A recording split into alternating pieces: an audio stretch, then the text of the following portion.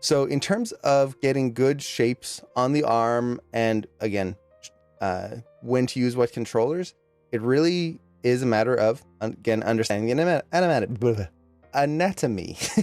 Words. So when we're shaping the arm, there's really, if we just kind of think of the hand as just a hand and we're thinking wrist, elbow, shoulder, there's 4 specific controls we want to use when we're animating the arm.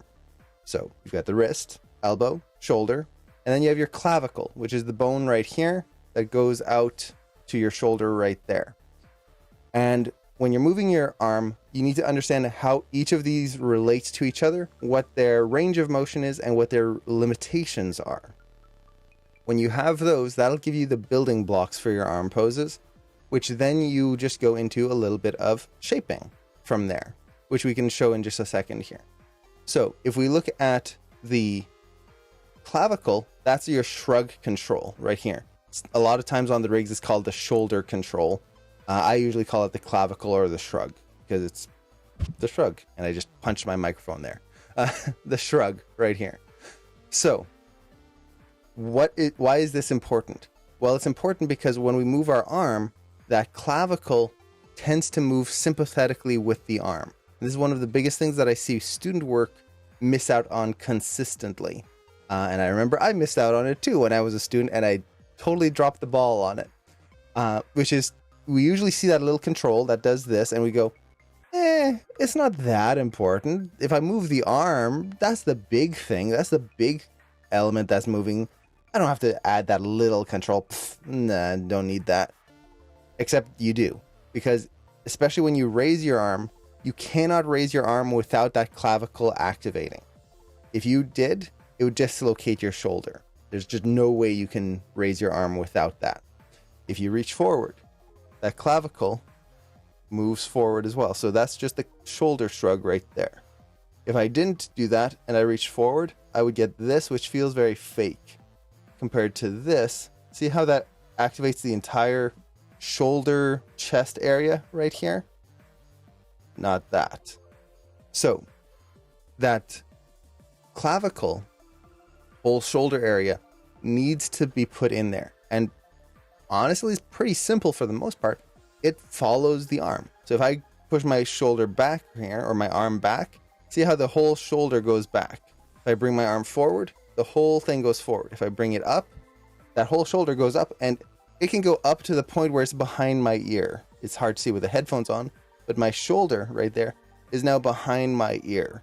So you can get a lot of range of motion in there. And when I go down, you can see it comes down. It slopes downwards here. So that's the first thing.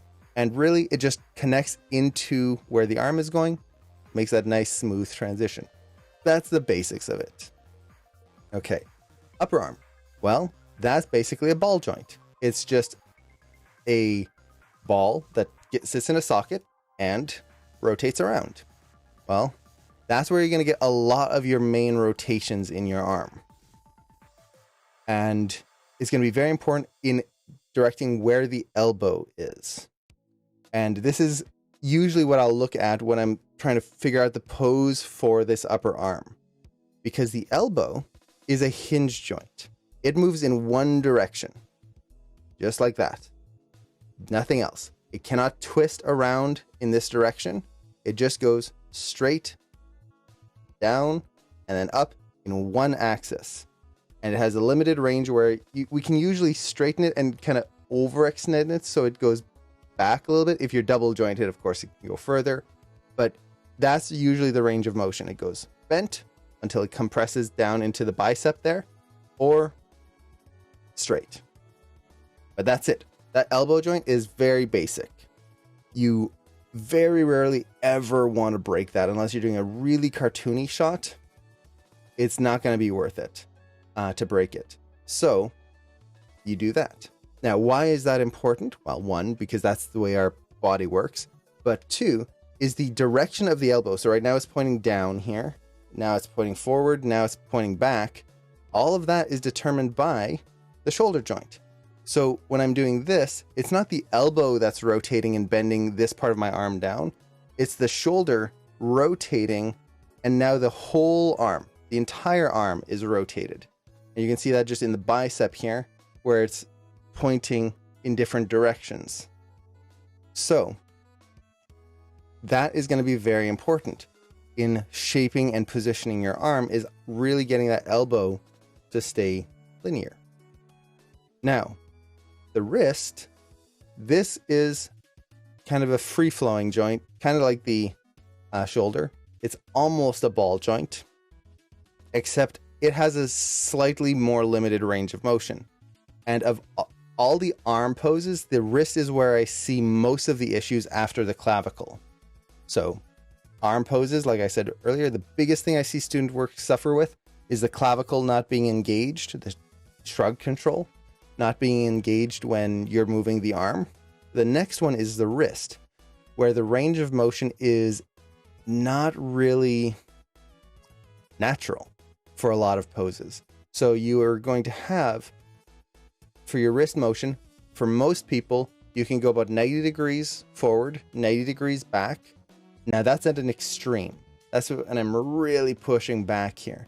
Naturally, like if I'm just going to reach forward here, you'll see that's more of a gentle slope. Or if I go down, that is a lot easier to go about 90 degrees. Up is a lot harder. But still, that range of motion is about 90 degrees right in there. To the side, you can go about 45 degrees to your pinky side right here. So you can see that, about 45 degrees. The thumb side, which is, again, where I see most of the issues, is straight. See that right there? Straight line. Maybe a little bit of a bend if I really, really push it. We get like maybe a 5-10 degree angle here. But for kind of relaxed pose, if I'm just bringing my hand up, it's a straight line or slightly bent this way. The reason is that you have two bones in your arm, right there, in your lower arm. And these two bones sit beside each other and rotate around each other. That's what allows us to do this. So I was mentioning that the wrist is kind of like a ball socket. Well, not really.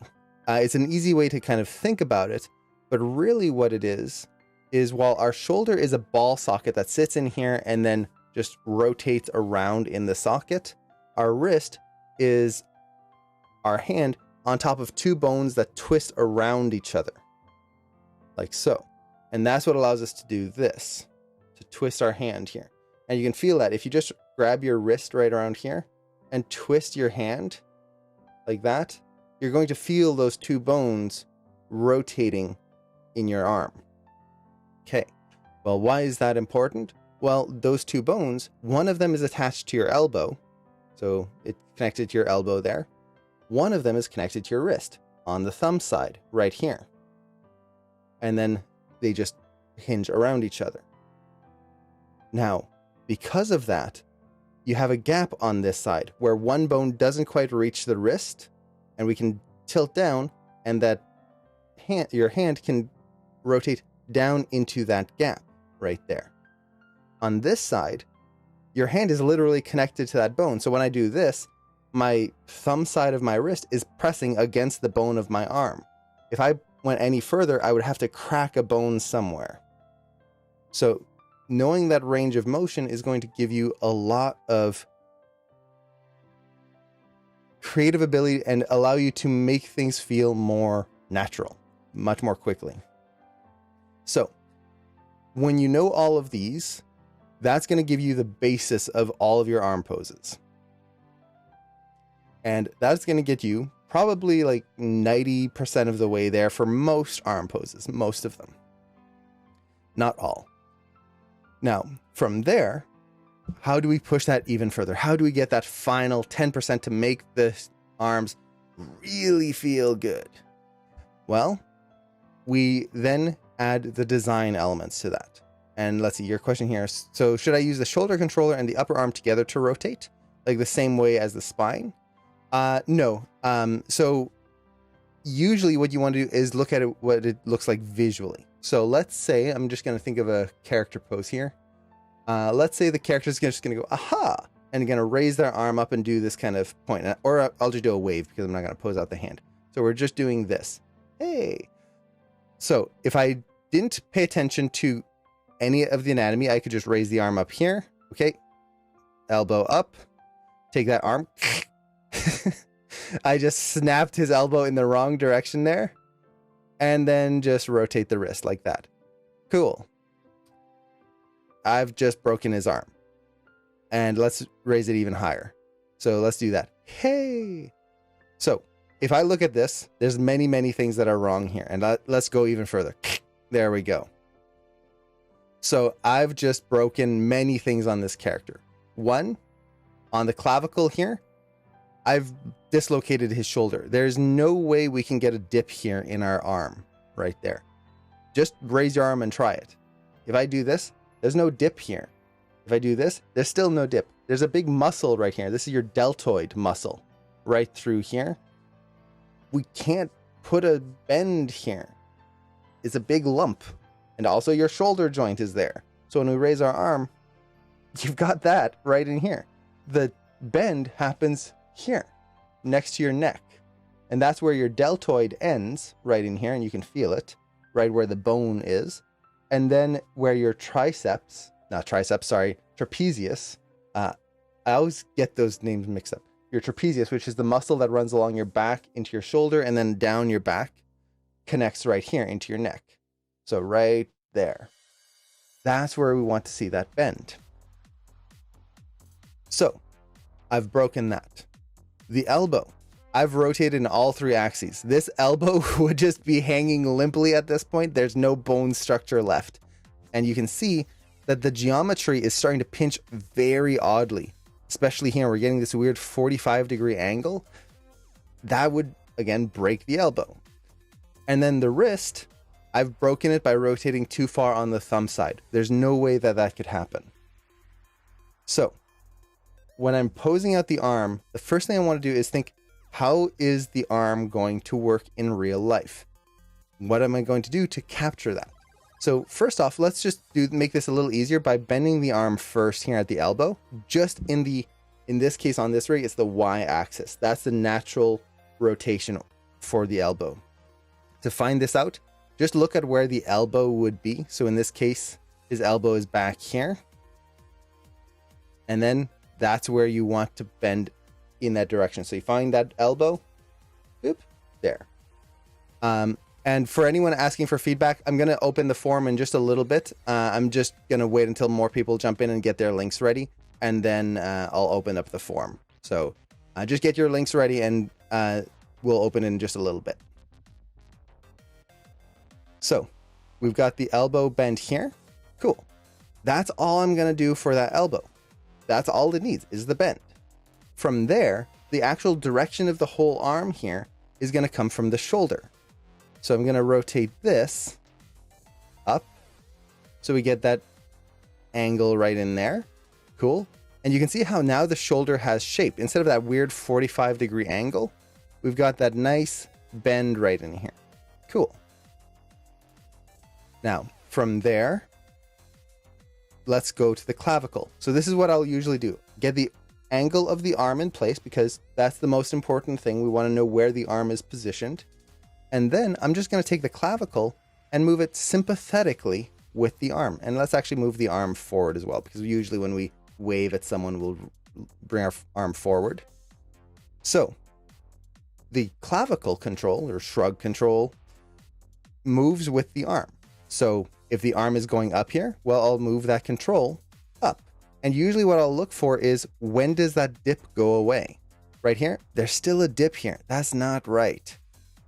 Right there. Now I get that shrug here, and the dip is happening there, which that would be normal, especially depending on how muscular you are, because that would be where your deltoid ends and your bicep begins here. So you do have a smaller dip right there. So here, this is just the musculature. That would be fine, as long as it's not here. But I can raise that up there, and now you can see how that creates a nice smooth line right in there. But he's also moving his arm forward. And if we look at the top view, we can see how the back is just this flat line, and then the arm just goes blink at a 45-degree angle. It feels disconnected. It's just robotic and boring.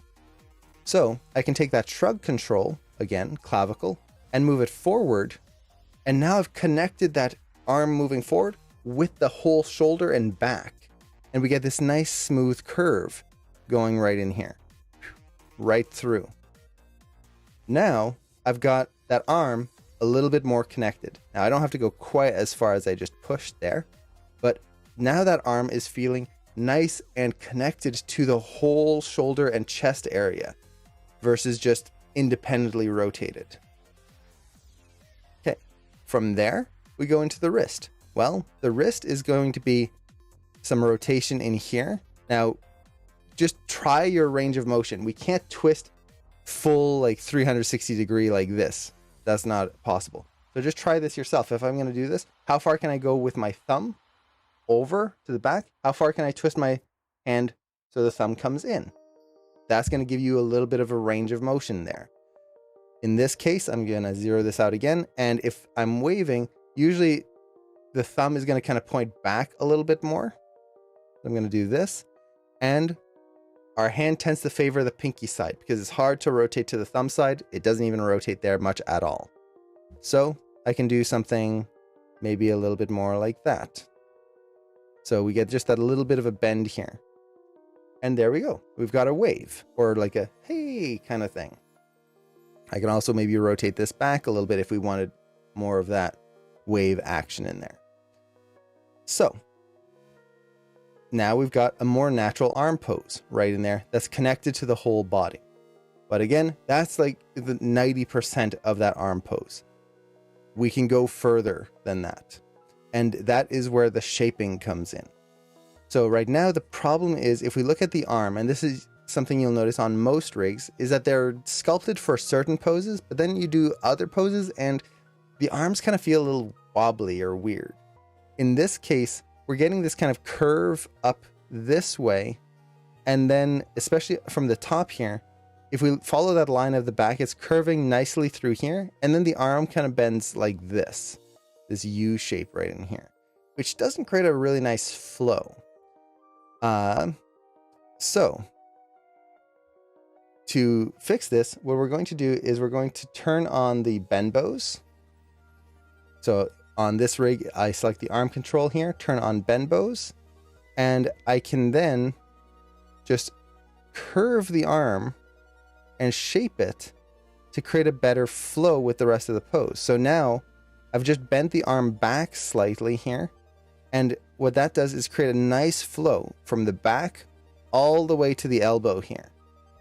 It doesn't really make a huge difference from any of the other angles, but now it creates that nice natural flow.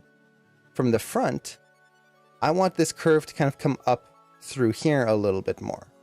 So I can take this and just bend this down ever so slightly. You can go really cartoony with this if you wanted to. So something like that. And I can even take this and bend it a little bit more this way if I wanted to. Just a little bit. You want to be very careful with this.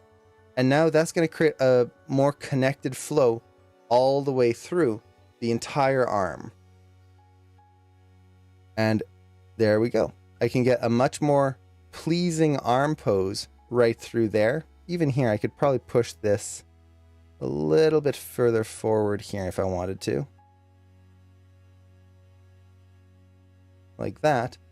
And we get an arm pose that flows right through the entire back, up right up into the wrist right there. So that's really the main elements of posing the arm.